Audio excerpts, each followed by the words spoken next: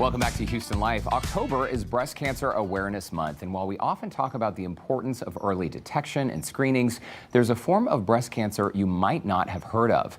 Inflammatory breast cancer, or IBC, is aggressive, fast-moving, and often misdiagnosed. For local survivors like Joanne Hill and Terry Arnold here, they are proof of the strength and hope it takes to battle this disease and come out on top. So through the IBC Network, they share their stories and their mission to raise awareness about this often overlooked disease.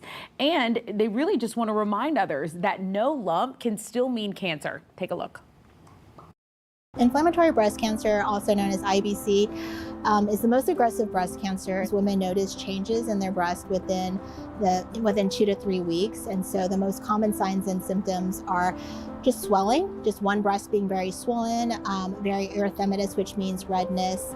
The skin is more thickened. And so you'll hear the term peau d'orange, which is an orange peel. And it's just from the thickening of the skin. So what's happening is that these cancer cells are infiltrating into the lymphatics, blocking it. At 29 and a half weeks pregnant, my breast just kind of engorged overnight, more so than just, your typical pregnancy engorged. So that was a huge concern. I presented with a very red, hot, swollen breast. My doctor thought I had an infection and put me on a low-dose antibiotic. It was supposed to take 9 weeks. But I kept going back, knocking on the door saying, this is getting worse, this is getting worse. Could this be cancer? Oh my gosh, Mrs. Arnold, we're sorry, missed it. And you now have a fatal form of breast cancer. There was literally nothing in between. And then I went to the oncologist's first meeting, and she said, well, this is so far gone. We're going to give you a few chemos and prepare you for hospice. Spoiler alert, I didn't die. I'm well 17 years later, but I literally called MD Anderson and said, if I'm going to die, I'm donating my body to science. They said, no, wait, we think we can help you. My oncologist was pretty straightforward in that he encouraged starting chemotherapy immediately at the diagnosis. So yeah, it was the very next week I was in for port surgery and chemo the next day. By that time it was right at 33 weeks pregnant. When you do get this diagnosis, I think you feel like your life is flashing before your eyes because you're given such a short time to live. Timing is very crucial in terms of getting started on treatment. So the treatment that is often needed is chemotherapy as the next step to kind of help stop it from the potential of spreading to other parts of the body, like the bone, the lung, the brain. And mammograms are so important. With the 3D mammograms, we're able to find things so much earlier and cure women than we did before. Women of color with IBC don't usually live as long in treatment. There's a lot we have to take care of, and as best access of care is needed. Having my life in the shadows of MD Anderson gave me an advantage. But if you're in small town Texas, Nowhereville, Texas, you're not going to have the access to that university-based knowledge that can save your life.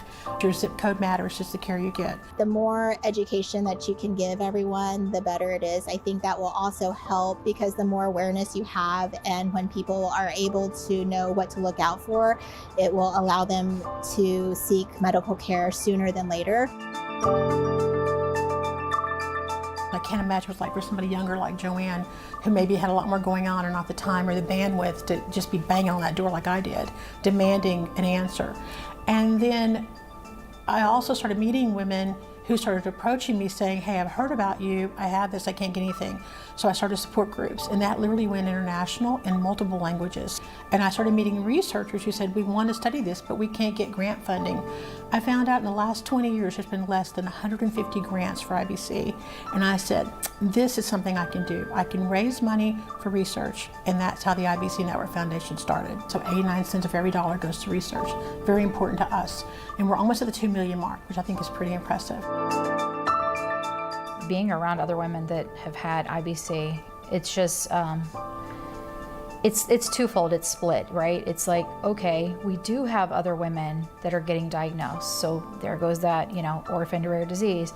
But then we have a lot of women that are surviving, like myself. Women who have survived this, and I think it can range from like 1 year to 10 plus years. I do feel uncomfortable sometimes calling myself a survivor I don't want to feel like I'm judging someone who didn't survive, but I'm grateful to be surviving, and that's why I devote my life to this, to help others. To see them being able to conquer this disease really gives you the motivation to strive harder for them, you know, and to see more women conquer this cancer as well too.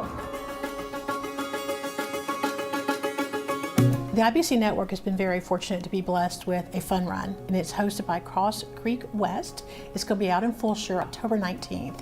It's going to start at 8 o'clock, and it's a fun run. It's a 5K.